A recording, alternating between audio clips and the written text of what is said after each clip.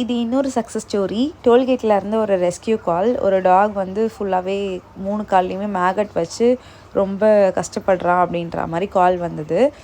போய் பார்த்தப்ப தான் தெரிஞ்சது 3 காலுமே ரொம்ப மோசமான ஒரு கண்டிஷனில் இருந்துச்சு.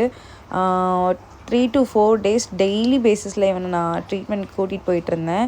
ஏன்னா இவனுக்கு காலை ஆம்பியூட் பண்ணணுன்றது எனக்கு தெரியும். பட் இவனோட பிளட் லெவல் எதுவுமே நார்மலாக இல்லை, சர்ஜரிக்கு தாங்குகிற அளவுக்கு நார்மலாக இல்லாததுனால 3 to 4 days ரெகுலர் ட்ரீட்மெண்ட் கூட்டிகிட்டு போயிட்டுருந்தேன். ஒரு பாயிண்டில் சுத்தமாக முடியல. அதுக்கப்புறம் ஒரு மேமோட ஹெல்ப்போடு ஒரு ஹாஸ்பிட்டல் அட்மிஷன் கிடச்சி 2 to 2.5 months இவன் ட்ரீட்மெண்ட்டில் தான் இருந்தான்.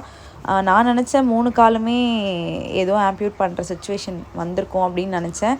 லக்கிலி ஒரு கால் மட்டும்தான் ஆம்பியூட் பண்ணியிருக்காங்க. மீதி 2 காலுமே வந்து ஊண்டெல்லாம் ஆறிடுச்சு.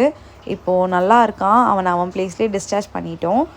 ஸ்கின் அலர்ஜிஸ் மட்டும் இருக்குது. அதுக்கும் வந்து டேப்லெட்ஸ் கொடுத்தாச்சு அவனுக்கு. ஹோப் அதுவும் சீக்கிரமாக சரியாயிடும் நம்புகிறேன்.